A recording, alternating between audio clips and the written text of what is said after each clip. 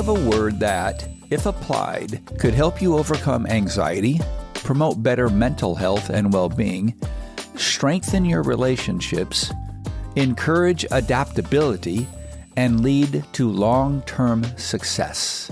What did you think of? In my mind, that word is resilience. Resilience is often thought of as the ability to bounce back from adversity, but it goes beyond that. It's about growing stronger through life's challenges, adapting to change, and finding meaning even in difficult circumstances. For retirees, building resilience is crucial for navigating the many transitions that come with aging, such as shifts in health, routine, and identity. Welcome to my podcast on how not to retire, a psychological approach to a healthy and wealthy retirement. Episode 29, Resilience. Greetings, I'm your host, Dr. Richard Himmer. Today we're going to explore why resilience is so important, especially in retirement, and how you can foster it to survive and thrive in your bonus years. Retirement's a time of significant change. Everything about you is going differently. Your body's aging differently. Your mind is different. Your circumstances, your social communities, everything's different. While many people look forward to this phase of life as a time for relaxation and enjoying the newfound freedom, it can also be accompanied by unexpected changes, which we kind of threw out a few there. The transition from a structured work life to a more open-ended daily routine, it's going to bring about feelings of loss. For example, loss of identity, purpose. If no identity, no purpose. No purpose, probably no identity. And then the heretofore mentioned social connections. Additionally, aging comes with its own set of physical and emotional hurdles, from health issues, both physical and mental, to the loss of loved ones, which is going to increase now. Resilience helps retirees adapt to these changes and maintain a sense of purpose and well-being. It allows us to face challenges confidently, recover from setbacks, which are inevitable, and continue moving forward with a positive outlook. Research shows that resilience is linked to better mental health, stronger relationships, and even longer life expectancy. So let's explore how resilience plays a role in the key aspects of what retirement looks like. So the first one I want to talk about is anxiety and mental health. Retirement will, not can, will trigger anxiety for many reasons. One, loss of routine, financial concerns, health issues, or feelings of basically loneliness. Without a career structure, some retirees may feel aimless or disconnected. Some retirees won't become retirees because they don't know what to do if they do retire. Taking that badge off, that moniker that says, I am whatever it might be, it scares him because now we lose it. It removes it. But resilience provides the emotional fortitude to manage these things and navigate the psychological changes in this phase of life. Who are you now? Who are you going to become? Resilient individuals tend to have better coping mechanisms for stress and anxiety. They understand that while they can't control every circumstance, they can control how they respond to it. This mindset shift reduces feelings of helplessness and promotes mental well-being. So I'm going to give you an example of a gentleman named Barnabas. He's a retired engineer who initially struggled with anxiety after leaving his job. Without the daily structure of work, now remember, he's an engineer, so this is now doubly challenging. He felt pretty unproductive, and he kind of felt like he was just drifting. But instead of letting the feelings overpower him or control him, Barnabas sought out volunteer operations, ultimately mentoring young engineers at a local community college. This filled the void left by his career, giving him a renewed sense of purpose and helping him manage his anxiety by staying connected and engaged specifically in the field of his passion. Now, this approach aligns with what I call the theory of replacement. I have used this concept in my coaching practice for 25 years. For instance, if you're trying to lose 10 pounds, you might focus on cutting out late-night cookie binges, morning donuts, and candy trays at the office. However, relying solely on willpower to resist the temptation of sugar, especially when it's your coping mechanism, is like thinking you can single-handedly hold back the tide at your oceanfront property. Well, assuming you actually have oceanfront property. But you get my point. The key is to replace each difficult scenario with something just a little bit better or healthier. It doesn't have to be a dramatic change, just a small, more positive alternative. The story of Barnabas is a reminder that resilience isn't about avoiding stress entirely. That's just not possible. But it is about finding practical, even proactive ways to manage and cope with it. Okay, let's hit another one. Staying connected or strengthening relationships. Remember, there's two things we're hardwired as humans. One is to connect, and two is to learn, to grow, and to change. And we'll cover some of that in just a minute. One of the most significant challenges retirees face is the loss of social connections that naturally come with leaving the workplace. Daily interactions with colleagues completely disappear, and it can become harder to maintain or build new friendships. Loneliness and isolation are common problems among older adults, and they can have serious consequences for both mental and physical health because they're intertwined. Remember, in past episodes, we've talked about how what happens in your gut, in the body, happens in the brain. What happens in the emotions happens in the physical, and vice versa. All of them are connected. Studies have shown that loneliness is linked to higher risks of depression, cognitive decline, and even mortality. Resilience plays a vital role in maintaining and strengthening relationships during retirement. Resilient individuals actively seek out, notice it's a proactive approach, social connections. And it could be with family, it could be with friends, or it could be with community groups and new acquaintances. It could be all of the above. They understand that relationships are crucial for emotional support. You can't get around it, by the way. The guy who thinks that he can go it alone is just fooling himself. We have to have social interaction to some degree. Now, as an introvert myself, I'm going to rejuvenate not in a large group of people.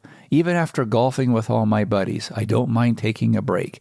I don't always enjoy going to the 19th hole and grabbing a soda or something, because I'd rather just now rejuvenate in a different mode. It doesn't mean I'm wrong or right. It means you're not going to change that out of someone, and you're not going to say that you're not community related. You have to have connections of some kind.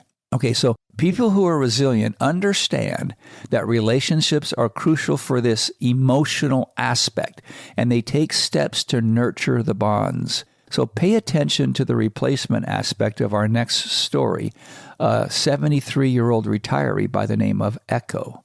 Now, Echo moved to a new city to be closer to her grandchildren. Does this sound familiar? Initially, she struggled with loneliness, and after leaving behind her familiar social network, she didn't exactly know where to go. But she was determined not to let isolation take over, so she had to replace it. She joined a local walking group and a book club, and there she met other retirees with similar interests. She did two little things that made a significant impact down the road. These new friendships provided her with both social support and a sense of belonging, bolstering, again, her resilience. So she started with enough resilience to understand the theory of replacement, and then as she connected with other people, her resilience grew. The lesson here is that resilience isn't just about personal strength. It's about building a supportive network of people who uplift and encourage you in difficult times. Staying connected, whether through family, friends, or community involvement, is a key component of resilience in retirement. All right, let's do another one. Physical health and resilience. Physical health and resilience are closely intertwined. As we age, maintaining physical activity becomes increasingly important for both physical and emotional well-being. Now, I feel like I beat a dead horse there, but I'm trying to explain how critical this is. Regular exercise has been shown to improve mood. So parenthetically, as I was researching this and kind of writing down my notes, I know a few folks who could use a little more exercise. Now, the exercise also reduces anxiety and it enhances cognitive function. It also helps prevent or manage chronic illnesses like heart disease, diabetes, and arthritis, which are more common in later life. So remember Echo? Because of her walking group, she was able to build new social connections and improve her physical health. After years of being relatively inactive in life, she decided to take control of her well-being by incorporating daily walks and yoga into her routine. This commitment to physical health had profound effects. Okay, think of this. Her blood pressure improved. Her joint pain lessened. And she found herself feeling more energized and positive, which means she wanted to do more exercise, go on more walks, connect with more people. Notice how it builds. It's a compounding effect. I found this quote recently by Soren Kierkegaard, and he said this with relation to the topic we're conversing on. Above all, do not lose your desire to walk. Every day I walk myself into a state of well-being and walk away from every illness. I have walked myself into my best thoughts, and I know of no thought so burdensome that one cannot walk away from it. Even if one were to walk for one's health and it were constantly one station ahead, I would still say walk. Besides, it is also apparent that in walking, one constantly gets as close to well-being as possible, even if one does not quite reach it. But by sitting still, the more one sits still, the closer one comes to feeling ill. Health and salvation can be found only in motion. If one just keeps on walking, everything will be all right. Resilience in this context means taking proactive steps to care for your body, even when it's difficult. It means understanding that while aging may bring physical limitations, staying active can help you live a healthier, more independent life. Whether it's through walking, swimming, yoga, or any other form of exercise, finding a physical activity that you enjoy can strengthen both your body and your emotional resilience. Okay, let's do another. Lifelong learning and cognitive resilience. Retirement offers the gift of time to explore new interests, hobbies, and skills that may have been set aside during your busy working years. I raised 5 boys. Well, my wife raised 5 boys. I kind of participated. But during those really critical years, most of my hobbies and ideas really got put on the back burner. I wasn't able to pursue them the way I'm able to now with my children raised and out of the house. Engaging in lifelong learning is an excellent way to build cognitive resilience. Research again shows that keeping the brain active through learning new skills or engaging in intellectually stimulating activities can improve cognitive function and delay the onset of cognitive decline. Now, the story here is on Yance. He's a retired school teacher. He's a great example. At 70, he decided to take up playing the guitar, a skill he'd always been curious about but never pursued. So he took guitar lessons, and he found that his dexterity started improving while he was practicing his guitar, which was an early Tacoma DM16 model before they were sold. It was a great little model here. So it's a sweet instrument, by the way. Now, his fingers, often sore from arthritis, started getting a little workout when playing. Now, it was still a little painful, but over time, he recognized his fingers became less sore through the exercise. Now, I thought this was fascinating. So I did a little research, and this is what I found. Many studies and medical experts agree that regular, gentle physical activity is one of the most effective, non-pharmacological treatments for managing arthritis pain. While it might seem counterintuitive to move when your joints are sore, low-impact exercise helps in several important ways. And what are they? 1, reduces stiffness. One of the hallmarks of arthritis is joint stiffness, especially after periods of inactivity, like getting up in the morning. Toughest part of the day is getting up and starting the movement process again. Light exercise keeps joints moving and helps reduce stiffness. Activities like walking, swimming, and cycling help improve range of motion, making everyday movements easier and less painful. 2. Strengthens muscles around the joints. Stronger muscles act as shock absorbers, cushioning the joints and reducing the overall impact on them during movement. Now, just a side note, we're not talking a big magic pill to cure all ill at all. Nothing like that at all. This is a compounding effect to healthy and happiness, to a much better life with less pain. The compounding effect of doing all these little things is a significant difference as you age. 3, it improves flexibility and joint function. Stretching is one of the most important things you can do, especially as you age. Now, I have a regimen right now that's a combination of both stretching and weight resistance. I use a lot of bands, and I travel with bands, by the way. I hook it up on the door jamb, and I can do band exercises against the door, which is kind of like lifting weights, but without carrying the weights around with me. So to continue this, maintaining flexibility in the muscles and tendons around the joints will keep your joints aligned and moving smoothly. It's like getting them oiled, right? 4, reduces inflammation. Certain types of exercise, particularly aerobic exercises like walking or cycling and swimming, can help reduce systemic inflammation. And by the way, that's a key contributor to arthritis pain. Regular physical activity, remember regular, so compounding over time, a little bit at a time, lowers the levels of inflammatory markers in the body, leading to less inflammation and overall pain.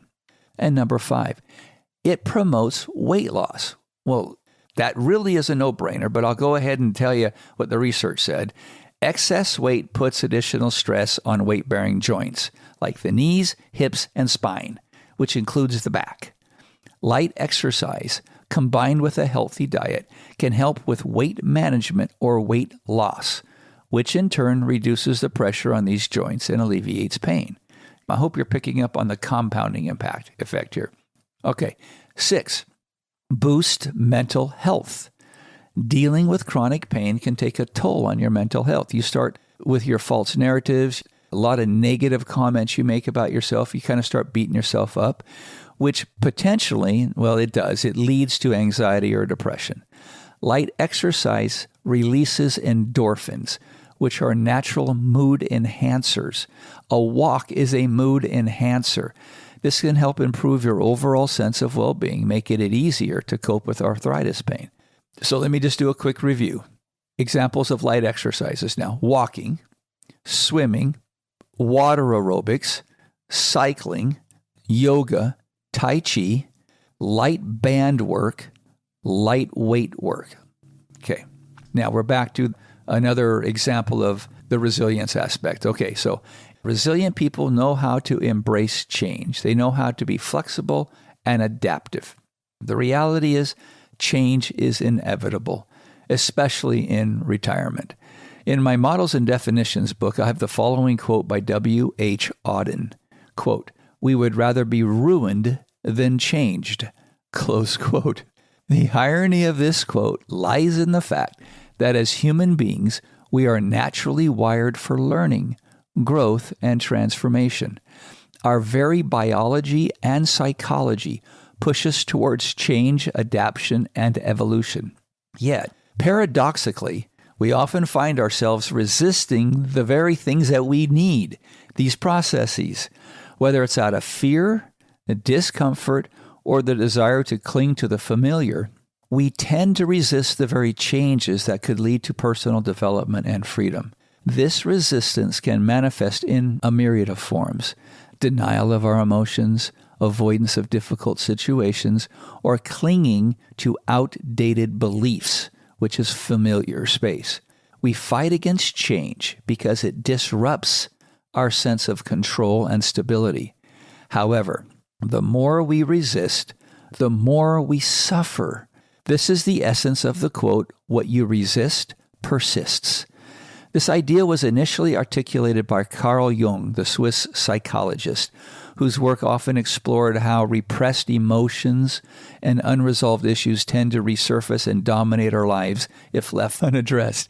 Now, I've spent years, decades in this field, and when I work with people who are struggling in their relationships, 95% of the challenges is because of unresolved issues that have never been addressed. They have been hidden, they've been suppressed, they've been thrown under the rug, or they've been discounted.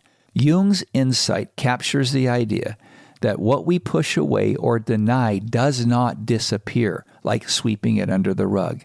Instead, it lingers beneath the surface, often growing stronger and more difficult to manage. Now, Eckhart Tolle, or Eckhart Tolle, depending on who you listen to there, he's a modern spiritual teacher. He popularized this "what you resist persists" concept. It's very prominent in Alcoholics Anonymous or addiction recovery in the 12 steps. And he wrote this in his book, The Power of Now. Now, I listened to the book twice. You have to be patient listening to it. Reading it might be a better way of getting the feeling of the book, but it's very powerful what he has to say. Tolle emphasizes the importance of acceptance and presence, urging people to stop resisting their current reality. According to his teachings, when we resist our thoughts, emotions, or circumstances, we give them more power, allowing them to persist and cause suffering. Tolle's work resonated with millions, and it makes this idea so much larger in contemporary self-help and spiritual circles. So whether it's adjusting to life without the structure of work, moving to a new home, or dealing with health issues, retirement is filled with transitions. Resilience is the ability not only to accept these changes, but to embrace them with an open mind and a positive attitude. Now, imagine downsizing and leaving your house of 30 years and moving to a completely new place. Well, here we go again. Why? To be closer to the family, which probably means your grandchildren. If this were you, just imagine this is what you're doing. You're leaving your home of 30 plus years. You're downsizing and you're moving out of city to a different city. What do you do? If it were you, what do you need to replace? So as you think about that, I'll just give you 3 to start with. 1, community. 2, friends. 3, activities. My wife and I relocated from Gig Harbor, Washington to Georgetown, Texas 4 years ago, right in the middle of COVID.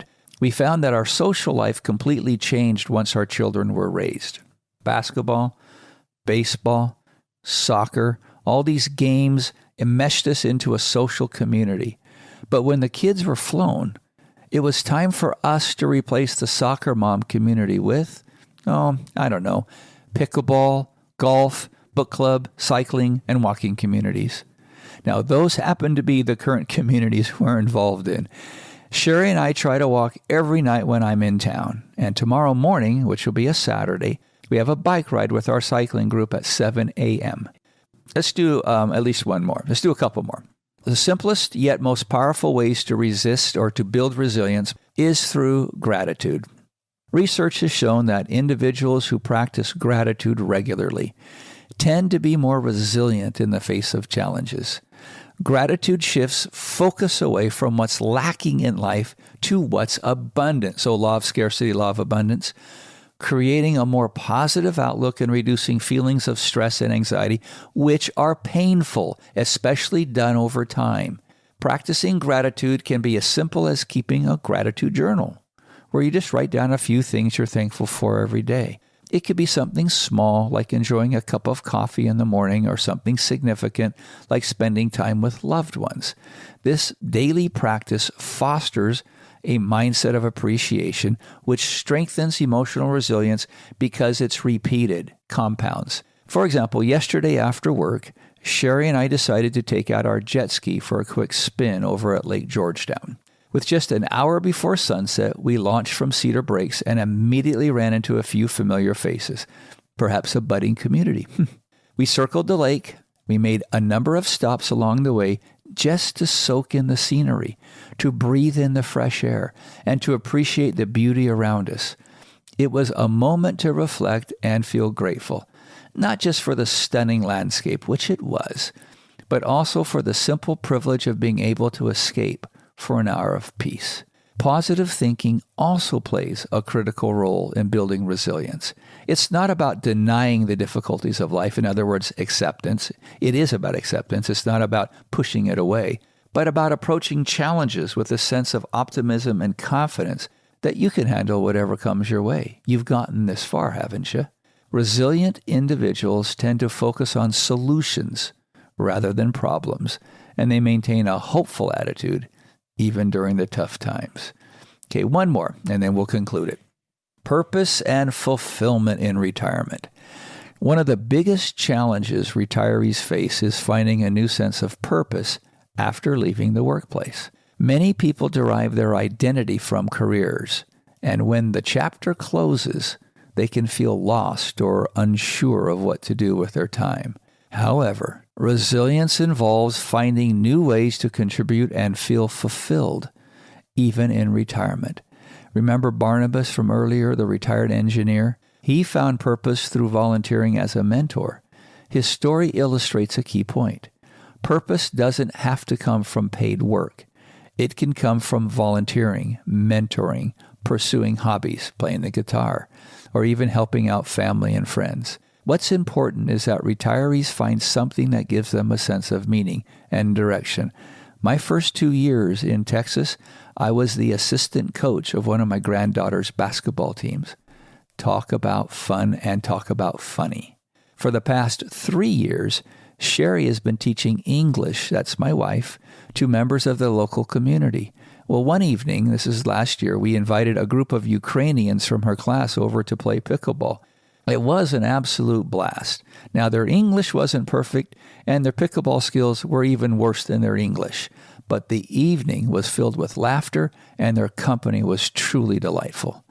Having a sense of purpose is a powerful motivator. It provides structure, encourages goal setting, and enhances emotional well-being.